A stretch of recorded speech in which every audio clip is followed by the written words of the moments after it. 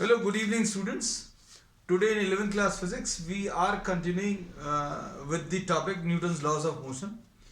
In the last class, we had discussed some problems, and we are continuing our discussion on the free body diagram. Free body diagram के कुछ और questions आज अभी हम लोग करने वाले हैं.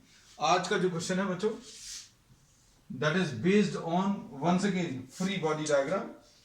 फ्री बॉडी डायग्राम में देखो क्या यूज होने वाला है आज. Suppose this is the roof of a building and this is a wall, and with the help of two threads, दो threads की मदद से बच्चों अभी हम लोगों ने एक मास को सस्पेंड किया हुआ है.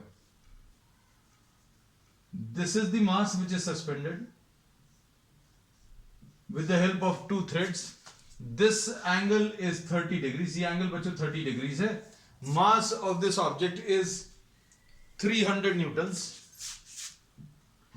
300 newtons है ना. तो क्वेश्चन ये है, फाइंड द टेंशंस. इन थ्रेड्स को भी हम लोग नाम दे दे रहे हैं. Suppose A B and C.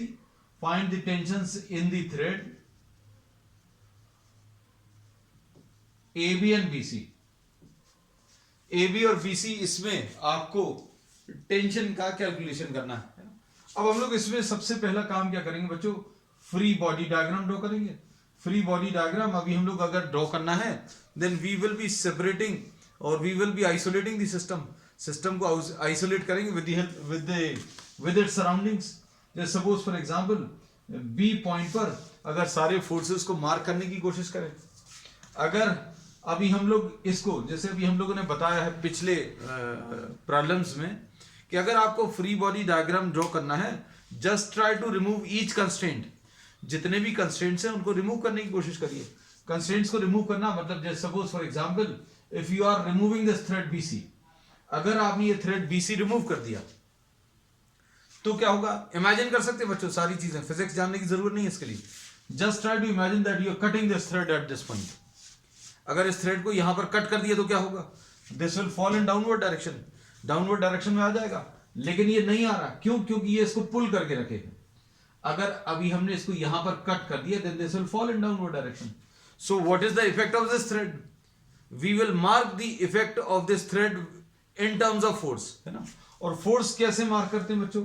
Force mark करने के लिए अभी हम लोग कहते हैं जो पॉइंट ऑफ कॉन्टैक्ट है बच्चों, पॉइंट ऑफ कॉन्टैक्ट उससे दूर की तरफ, ये पॉइंट ऑफ कॉन्टैक्ट है, यहां पर धागे को आपने बांधा हुआ है, तो इससे दूर की तरफ, this is TBC which we have marked. ठीक है, एक फोर्स मार्क कर लिया. फिर इसके बाद बच्चों नेक्स्ट क्या है? नेक्स्ट इसमें we are now removing this constraint. आप इस पॉइंट पर इस थ्रेड को रिमूव कर दो. अगर आप इस थ्रेड को रिमूव करोगे तो क्या होगा? इमेजिन करना, सारी चीजें बच्चों इमेजिनेशन से आएंगी. Suppose for example if you are removing this thread, then this will fall in this direction, this will tend to move in this direction. लेकिन ये इस जगह पर रेस्ट पर क्यों है? क्योंकि इसने इसको खींच कर रखा है.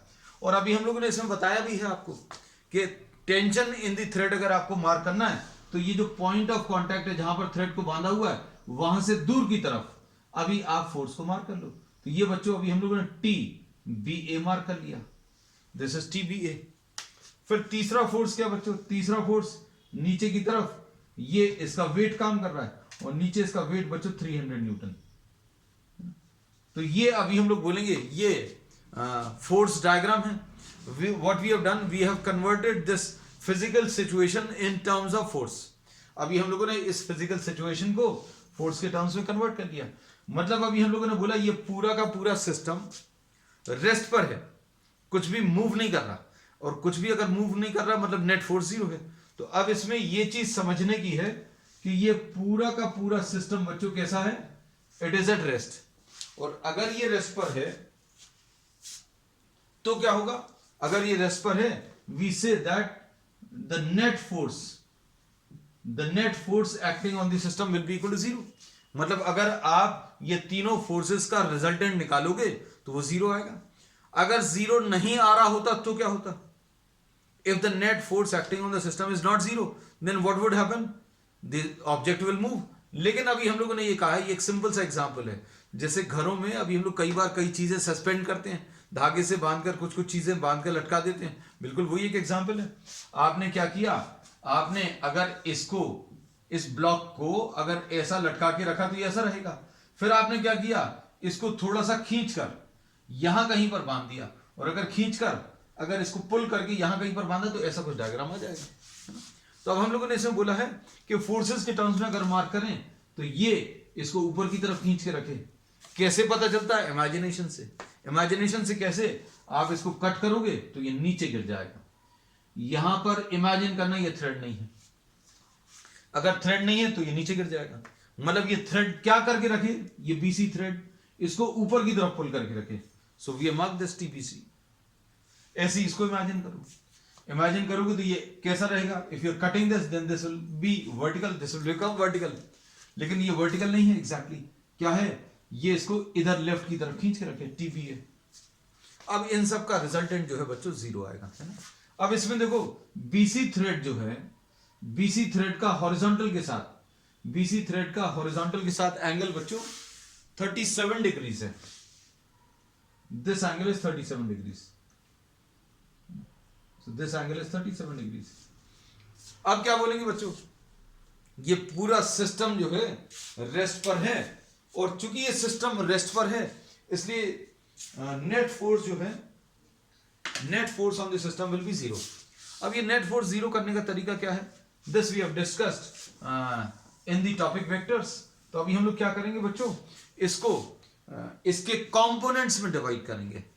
क्या करेंगे, देखो अभी हम लोग क्या करने वाले हैं, ये एक्स एक्सिस ले ली बच्चों, ये वाई एक्सिस ले ली, सारे फोर्सेस को अभी हम लोग स्प्लिट करेंगे। किसके टर्म्स में स्प्लिट करेंगे, in terms of forces which are acting along the X direction and Y direction, है ना। क्योंकि एक्स डायरेक्शन और वाई डायरेक्शन में फोर्सेस अगर दिए हुए हैं तो सारी चीजें सॉल्व करना आसान हो जाएगा। कैसे, देखो ये तो एक्स एक्सिस में काम कर रहा है तो टीबीए लिख दिया इसको। ये नीचे की तरफ बच्चों वाई डायरेक्शन में काम कर रहा है तो इसको 300 न्यूटन। अब इसका क्या करेंगे, तो इसको अभी हम लोग क्या करेंगे बच्चों, दो पार्ट्स में ब्रेक कर सकते हैं, इसके दो कंपोनेंट्स निकाल सकते हैं।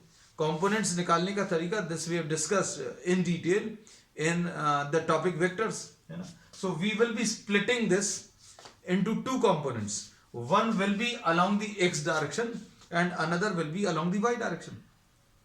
और हमने बहुत सिंपल तरीका बताया है, जिन लोगों ने देखा हुआ है वो पहले का लेक्चर, उनके लिए अभी हम लोग बोलेंगे that will be, this will be simply a revision of the facts which we have already stated. हमने ये बोला कि आप इस फोर्स को आम भाषा में अगर बोलने की कोशिश करें तो ये फोर्स कैसा है बच्चों, ये फोर्स कैसा है, this is right and upwards. कैसा बच्चों, ये राइट एंड अपवर्ड्स है। अगर ये फोर्स ऐसा होता तो कैसा बोलते बच्चों, this will be left and upwards, है ना। हमने ऐसा कुछ याद करा दिया, this is a simple trick. और अगर ये फोर्स ऐसा कुछ है तो इसको इंग्लिश में अभी हम लोग को अगर बताना है तो कैसा बोलेंगे, this is right and downward, है ना। और अगर ये ऐसा है तो ये कैसा आएगा बच्चों, लेफ्ट एंड डाउनवर्ड। तो इसको जैसा आप बोलते हैं वैसे दो कंपोनेंट्स आते हैं। तो इसको अभी हम लोग कैसा बोलेंगे बच्चों, राइट एंड अपवर्ड। तो इसके दो कंपोनेंट आएंगे, जैसा आप इंग्लिश भाषा में इसको बोलेंगे वैसे दो कंपोनेंट्स आएंगे।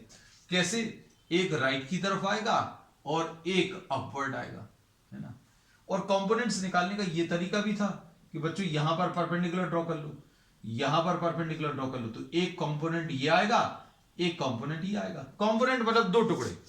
कौन से दो टुकड़े, इसके दो टुकड़े कौन से करने, एक एक्स एक्सिस पर करना है, एक वाई एक्सिस पर। क्यों, क्योंकि एक्स एक्सिस और वाई एक्सिस पर सॉल्व करना आसान है। कैसे, अब देखो कैसे सॉल्व करेंगे, देखना अच्छे से समझना सारी चीजों को। हाँ, इसको तो रफ कर देना क्योंकि ये काम का नहीं है अब। तो अब हम लोगों ने बोला इसके दो कंपोनेंट्स क्या आएंगे बच्चों, बताओ। हमने बोला इसका ये नाम क्या था, ये टीबीसी था। अब इसके दो कंपोनेंट्स क्या आ जाएंगे बच्चों, टीबीसी cos 37। ये टीबीसी का एक्स एक्सिस के साथ एंगल दिया है, जिसके साथ एंगल दिया रहता वहां पर cos लग जाता। इसका y के साथ एंगल नहीं दिया तो इसका ये कंपोनेंट साइन आ जाएगा, तो यहां पर साइन लग जाएगा। जिसके साथ एंगल नहीं दिया वहां पर साइन लगाना है, इसका एक्स एक्सिस के साथ एंगल दिया है तो वहां पर कॉस लगाना है। बस ये ऐसा याद रखने का तरीका बताया है ना। जो लोग पहली बार ये चीज पढ़ रहे हैं they can just go through the topic components of vectors, है ना, जो अभी हम पहले डिस्कस कर चुके हैं, है ना। और अभी हम बताते भी जाएंगे बच्चों, ये बहुत जगह यूज होगा और हम इतनी बार आपको ये आगे बता देंगे कि आपको सारी चीजें फिर से मतलब एक तो रिवाइज भी हो जाएंगी और जिन लोगों ने नहीं किया उन लोगों को आदत भी हो जाएगी, है ना। तो इसके दो कंपोनेंट्स आ गए। मतलब अब क्या हुआ बच्चों, अब सिर्फ एक ये वाला फोर्स बचा, ये वाला फोर्स बचा, एक ये वाला फोर्स बचा और एक ये वाला फोर्स बचा। ये वाले फोर्स का क्या हुआ, तो ये वाला फोर्स हमने हटा दिया। क्यों हटाया, क्योंकि इसको दो पार्ट्स में ब्रेक कर लिया। दो पार्ट्स कौन से बच्चों, टी बी सी कॉस 37 है और ये क्या है, टी बी ए है। और ये कौन सा है बच्चों, टी बी सी साइन 37 है और ये कितना बच्चों, ये 300 है। इसको हटाकर इसके दो टुकड़े, दो कंपोनेंट्स ले लिए, एक कंपोनेंट ये हो गया, एक कंपोनेंट ये हो गया। अब हमने क्या बोला था बच्चों, ये याद रखना कि ये सिस्टम कैसा है, रेस्ट पर है। और रेस्ट पर है इसका मतलब क्या है, नेट फोर्स इसमें जीरो है। नेट फोर्स जीरो का मतलब क्या है, अगर चार फोर्सेस लग रहे हैं और नेट फोर्स जीरो है, मतलब राइट वाला फोर्स लेफ्ट वाले फोर्स के बराबर और ऊपर वाला फोर्स नीचे वाले फोर्स के बराबर। इसको साइंस की भाषा में अभी हम लोग क्या बोलते हैं, summation F Y is equal to zero. मतलब वाई डायरेक्शन के फोर्सेस एड अप होकर जीरो आएंगे, नेट फोर्स नहीं आएगा, है ना। अब मतलब क्या है, ऊपर वाला फोर्स और नीचे वाला फोर्स इक्वल आ गए। T B C sine 37 is equal to 300, है ना।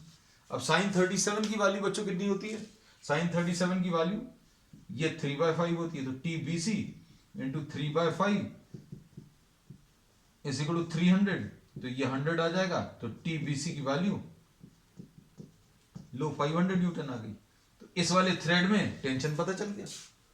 अब इसके बाद हर एक चीज की बच्चों अभी हमने ट्रिक बताई है। टेंशन का जो फोर्स है वो मार्क करने की एक बहुत सिंपल टेक्निक बताई है, वो कहीं पर भी बहुत ज्यादा नहीं दी। आप किताबों में सर्च करिएगा, just go through the videos available on YouTube, you will not find this trick anywhere, है ना। अभी हम लोगों ने क्या बोला, बहुत सिंपल सी टेक्निक है, पॉइंट ऑफ कॉन्टैक्ट से दूर की तरफ टेंशन का डायरेक्शन होता है, बस सिंपल।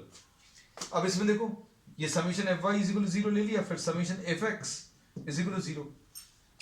एक्स डायरेक्शन की फोर्सेस, एक्स डायरेक्शन की फोर्सेस बच्चों क्या आ जाएंगे, एक ये राइट वाला और एक ये लेफ्ट वाला, ये दोनों इक्वल होंगे।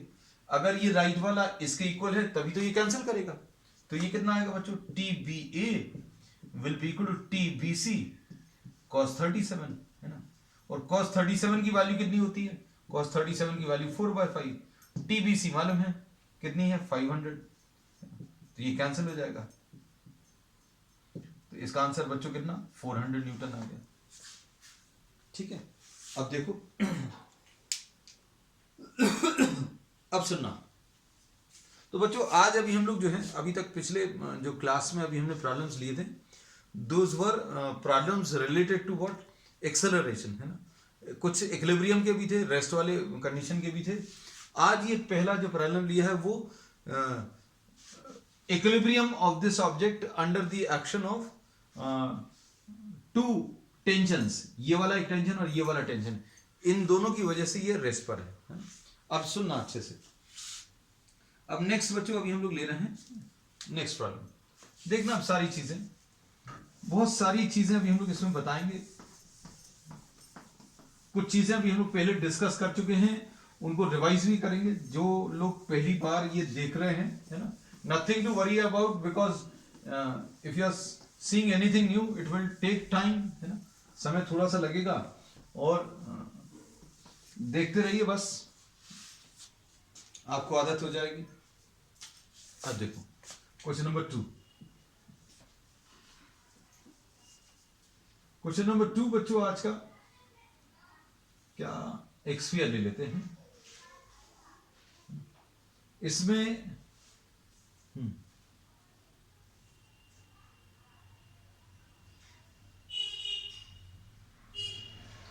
ये स्फीयर ऐसा कुछ रखा हुआ है। चलो अच्छा, थोड़ा सा सिंपल ले लेते हैं, ज्यादा कॉम्प्लिकेटेड नहीं। ये अभी हम इधर वर्टिकल वॉल बना रहे थे, वो अगला ले लेंगे, है ना। अभी थोड़ा सा सिंपल ले लेते हैं, एकदम से टफ प्रॉब्लम नहीं कराएंगे।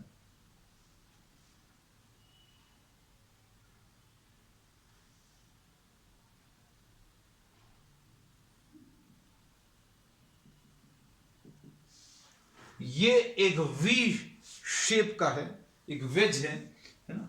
अब इसमें ये स्फेरिकल ऑब्जेक्ट भी हो सकता है, this can be cylindrical object, spherical object भी हो सकता है, सिलेंड्रिकल ऑब्जेक्ट भी हो सकता है। अब इसका वेट ले लो, वेट ऑफ द स्फीयर या सिलेंडर इज सपोज 100 न्यूटन, और ये 60 डिग्रीज है, ये भी 60 डिग्रीज है, ठीक है। इसमें इमेजिन करना बच्चों, इमेजिन क्या कि ये जो इस टाइप का कुछ स्ट्रक्चर है और इसमें यहां कहीं पर एक स्फीयर रखा हुआ है। अब ये स्फीयर का जो वेट है या सिलेंडर का जो वेट है वो कितना है, that is how much, 100 Newton है ना। ये 100 न्यूटन से कुछ मिल जाए अभी हमें स्फेरिकल शेप, हाँ चलो यही ले लेते हैं, है ना। ये इंक वाला, ये देखो, इसमें अगर आप इस डायग्राम को कंपेयर करो इस वाले डायग्राम से, सपोज इसका जो वेट है वो 100 न्यूटन है, ये जो है अब इधर पर कितना फोर्स लगा रहा है और इधर पर कितना फोर्स लगा रहा है, ये बद निकालना। क्वेश्चन समझ में आया? Here you are having what, here you are having a cylindrical object placed in a V shaped wedge. आप एक वी शेप्ड वेज है, उसमें आपने एक सिलिंड्रिकल ऑब्जेक्ट या स्फेरिकल ऑब्जेक्ट रखा हुआ है ना। अब तो ये दो इंक्लाइन प्लेन्स है बच्चों, ये दो इंक्लाइन प्लेन्स हैं, और इन दो इंक्लाइन प्लेन्स के बीच में आपने ये सिलेंडर रखा हुआ है या स्फीयर रखा हुआ है, और ये जो ऑब्जेक्ट है इधर पर और इधर पर कितना फोर्सेस लगा रहा है ये अब आपको बताना है ना। तो अब इसमें कैलकुलेट द नॉर्मल रिएक्शंस। बच्चों प्रॉब्लम को देखकर बिल्कुल मत डरना, इतना सिंपल प्रॉब्लम है, आपको बस समझ में एक बार आना चाहिए। Calculate the normal reactions between the inclined walls and the cylinder, ठीक है। ये इंक्लाइंड वॉल्स जो है, इंक्लाइंड वॉल्स अभी हमने क्या लिया था, हाथ लिया था, और ये सिलेंडर अभी हम लोगों ने क्या ले लिया था, सिलेंडर अभी हम लोगों ने ये इंक की बॉटल ली थी, ये ऐसा कुछ था, है ना। तो इंक्लाइन वॉल्स अभी हमारा क्या था बच्चों, इंक्लाइन वॉल्स क्या थे, हैंड्स थे, है ना, और सिलेंडर क्या थी हमारी, ये इंक बॉटल। ये 100 न्यूटन का तो नहीं है ना, लेकिन अभी हम लोगों ने ऐसा अज्यूम कर लिया, है ना। अब आपको प्रैक्टिकली ये चीज बताने के लिए कुछ तो एग्जाम्पल लेना था। चलो अब देखो, अब सबसे पहला काम अभी हम लोग क्या बोलते हैं बच्चों, कांटेक्ट फोर्सेस, कहां कहां पर ऑब्जेक्ट्स टच कर रहे हैं एक दूसरे को, वो बताना। कैलकुलेट द नॉर्मल रिएक्शंस, कहां पर नॉर्मल रिएक्शंस बताने हैं, between the inclined walls and the cylinder. बच्चों देखो, एक ये पॉइंट ए आ गया और ये पॉइंट ऑफ कांटेक्ट बच्चों दूसरा बी आ गया। अच्छे से समझना, बहुत सिंपल है। अब इसमें देखो, अभी हम लोग ये कहते हैं फ्री बॉडी डायग्राम अगर आपको ड्रॉ करना है तो हमने आपको एक बहुत सिंपल सी ट्रिक बताई है कि आप क्या करें, इसको बिल्कुल फ्री कर दें, बिल्कुल फ्री कर दें, मतलब ये दोनों सपोर्ट हटा दें। दोनों सपोर्ट हटाकर क्या करना है, अगर सपोर्ट हटा दोगे तो क्या होगा, ये तो बॉटल जो है वो नीचे गिर जाएगी, लेकिन ये सपोर्ट हटाने के बाद इनको रिप्लेस करना है किससे, फोर्सेस से। इनको रिप्लेस किससे करना है, फोर्सेस से।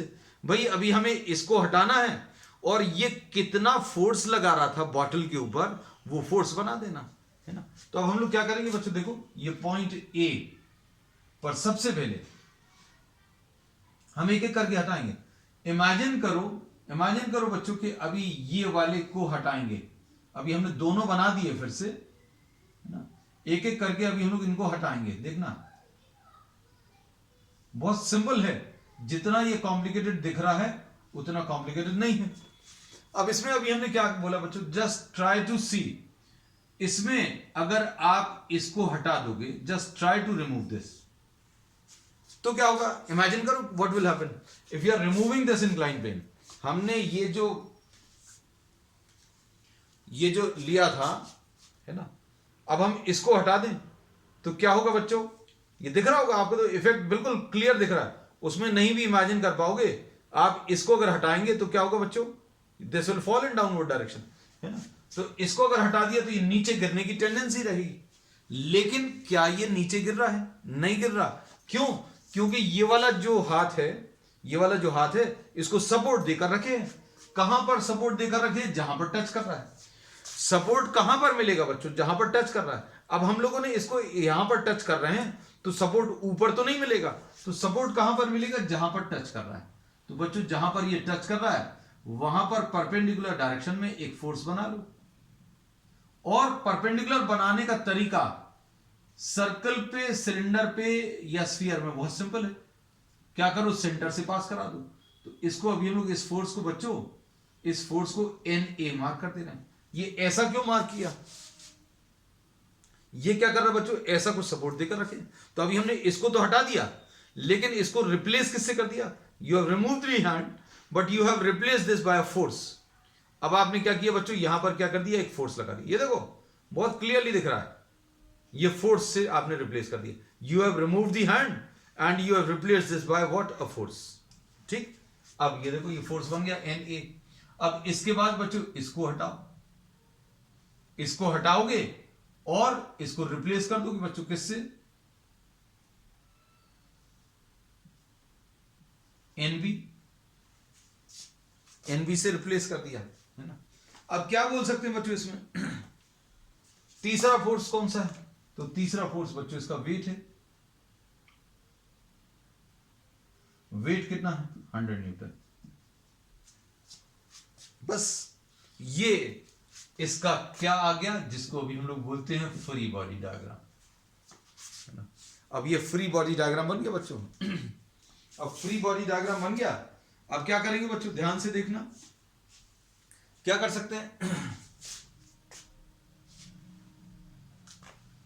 ये देखना, यहां पर ये जो है, जस्ट ट्राई टू सी, ये NA, ये यहां पर परपेंडिकुलर है, ये 60 डिग्रीज है। तो इसका NA का ये 90 है, ये 60 है, तो ये कितना आ जाएगा? 30 डिग्रीज। सिंपल ज्योमेट्री है बच्चों, बहुत ज्यादा फिजिक्स नहीं है। अब देखो इसका हॉरिजॉन्टल के साथ एंगल कितना बच्चों? मार्क कर दें, 30 डिग्रीज। इसी टाइप से NB का भी हॉरिजॉन्टल के साथ एंगल कितना आ जाएगा? 30 डिग्रीज। कैसे बनाया? देखो ये यहां पर परपेंडिकुलर है, परपेंडिकुलर ड्रॉ कर लिया, है ना। इसका ये एंगल 60 डिग्री है, ये 90 है, 60 है। अगर आप इसको पीछे बढ़ाओगे तो हॉरिजॉन्टल के साथ 30 डिग्री। NA का हॉरिजॉन्टल के साथ, NA का हॉरिजॉन्टल के साथ एंगल कितना है बच्चों? NA का हॉरिजॉन्टल के साथ एंगल 30 डिग्री है। सो NA is making an angle of 30 degrees. So now what can you say? Now you are having 3 forces. Now we will be marking all these forces. अब अच्छे से देखना इसी डायग्राम को, ये तो अभी हमने इसका फ्री बॉडी डायग्राम बनाया, अब हम सिर्फ फोर्स डायग्राम बनाएंगे। फोर्स डायग्राम में देखो बच्चों क्या करने वाले हैं, just try to see. NA के कैसा है?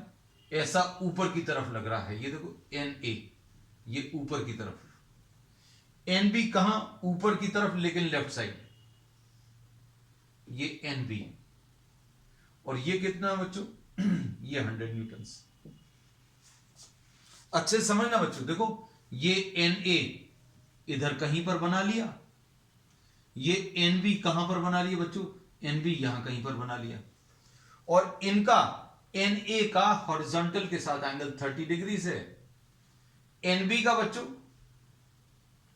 NB का हॉरिजॉन्टल के साथ 30 डिग्री, NA का भी 30 डिग्री। बस अब ये पूरा का पूरा सिस्टम बच्चों कैसा है? रेस्ट पर है।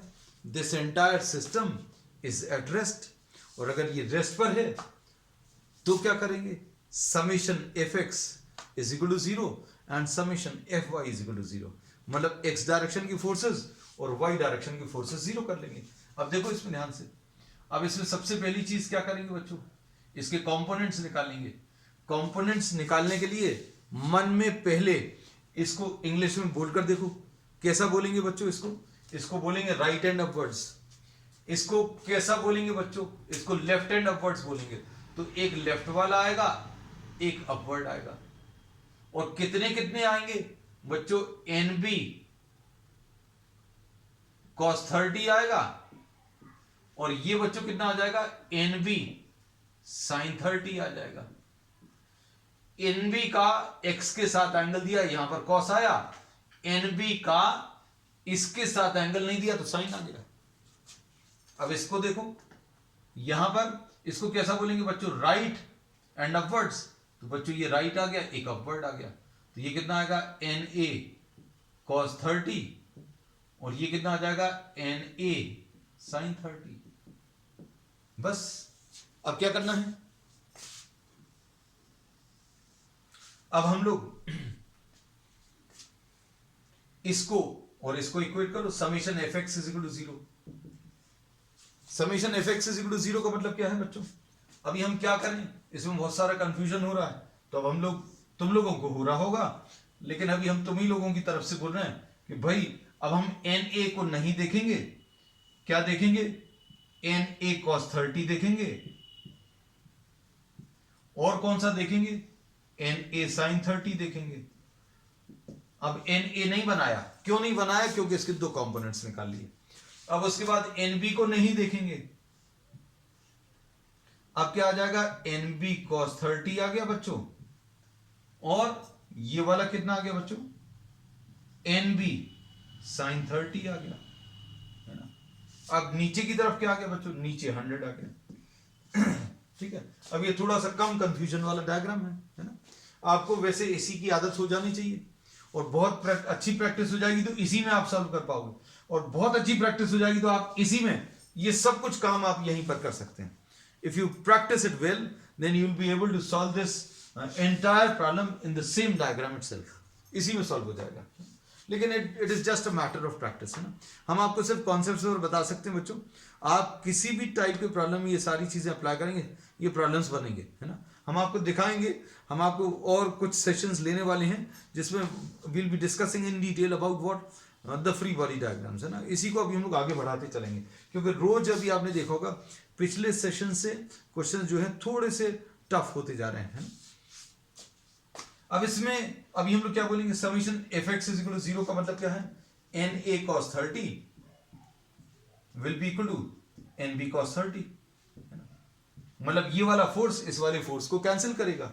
अब ये cos 30 और cos 30 कैंसिल होगा, मतलब NA और NB इक्वल आएंगे। चलो एक चीज तो पता चल गई। अब ये x डायरेक्शन में कैंसिल कर दिए, कैंसिल क्यों करने हैं, क्योंकि ये चल नहीं रहा है, this is at rest, rest पर है मतलब इक्विलिब्रियम है, इक्विलिब्रियम है मतलब क्या बोलेंगे, समेशन एफ एक्स की वैल्यू 0, समेशन एफ वाई की वैल्यू 0। वाई डायरेक्शन के फोर्सेस देखो बच्चों, NA sin 30 plus NA sin 30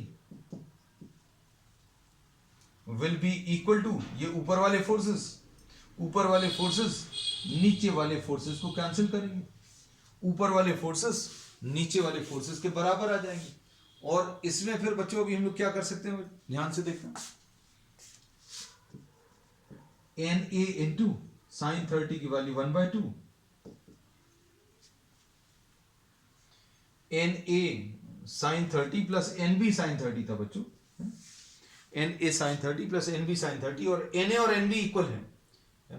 तो अब NB की जगह अभी हम लोग NA लिख लेंगे इंटू 1/2 इज इक्वल टू 300, है ना। तो कितना आ जाएगा, NA/2 plus NA/2 will be equal to 300, और NA/2 प्लस NA/2 कितना आ जाएगा, NA आ जाएगा, तो NA will be equal to 300। तो NA की वैल्यू 300 आ जाएगी, और NB की वैल्यू, बच्चों कुछ गड़बड़ किया है, हाँ डेफिनेटली गड़बड़ किया, ये 100 था, हमने 300 क्यों लिख दिया, I am sorry, my mistake. अब NA इज इक्वल टू 100 आ गया, I don't know for what reason I wrote 300। अब NA की वैल्यू 100 आ गई, और NA और NB की वैल्यू, दोनों की वैल्यू 100। मतलब अभी हम लोग क्या बोलेंगे, बहुत सिंपल सी चीज है, देखो अगर आपने इसको ये 100 का अगर है तो ये हाथ के ऊपर ऐसे में कितना लगा रहा है, 100 लगा रहा है। और अगर आपने 2 हाथ लगा लिए तो इस पे भी ये 300 सॉरी ये 100 लगाएगा और ये भी 100 लगाएगा, है ना। So the support which will be provided will be 100 in this direction, 100 in this direction, और ये दोनों ही मिलकर इसको रेस्ट पर रखे हुए हैं। चलो अब इसमें बच्चों अब नेक्स्ट कॉन्सेप्ट,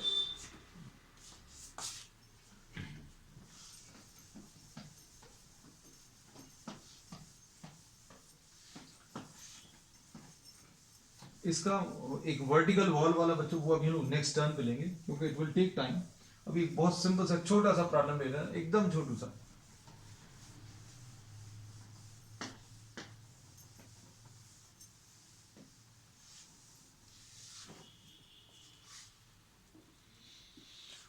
है ना। चलो अब क्वेश्चन नंबर 3 बच्चों, सपोज ये एक फ्रिक्शनलेस पुली है। पुली क्या है बच्चों? Pulley is a device which is use to change the direction of force. Pulley एक ऐसा डिवाइस है जो direction of the force change कर देता है।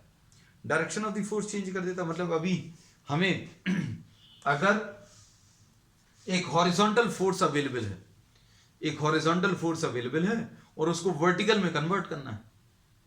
जैसे सपोज फॉर एग्जांपल अभी हमें यह दिया हुआ कि एक आदमी है जो एक रस्सी को पुल कर सकता है। हमने बोला ऐसे में बकेट खींचोगे, उसने मना कर दिया नहीं हम वर्टिकल डायरेक्शन में तो नहीं खींच पाएंगे, हम हॉरिजॉन्टली फोर्स अप्लाई कर सकते हैं। तो भाई आप इसको ये पुली लगा के दे दो। तो ये बच्चों एक बकेट लगा दी, है ना, और इसको बोल दिया तो ये इस रोप को लेकर हॉरिजॉन्टल डायरेक्शन में चलना शुरू कर देगा। And this is the horizontal force which is getting converted into what? Vertical force. तो पुली क्या है बच्चों? पुली एक ऐसा डिवाइस है which is used to change the direction of force. Pulley एक ऐसा डिवाइस है जिसका यूज अभी हम लोग करते हैं to change the direction of the force, है ना। तो अब देखो बच्चों,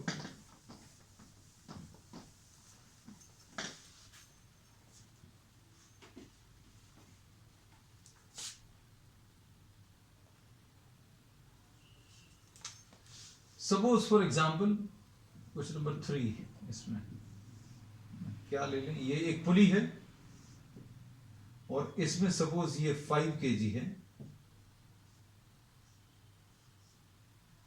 और सपोज ये 10 kg है। तो अब इसमें पूछा हुआ है find the acceleration of the system.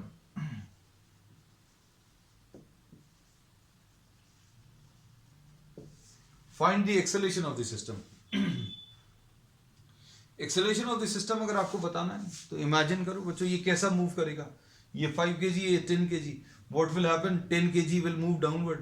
दोनों तरफ अगर 5 kg होते तो क्या होता? दोनों तरफ अगर 5 kg होते तो सिस्टम मूव नहीं करता, एक्सेलरेट नहीं करता। But now what will happen? This will accelerate, this will accelerate downward. और अगर ये नीचे आएगा बच्चों तो इसको क्या होगा? ये ऊपर की तरफ जाएगा। If this moves downward, then this will go upward, है ना। अब फ्री बॉडी डायग्राम ड्रॉ कर लो बच्चों। इसका फ्री बॉडी डायग्राम क्या आएगा बच्चों?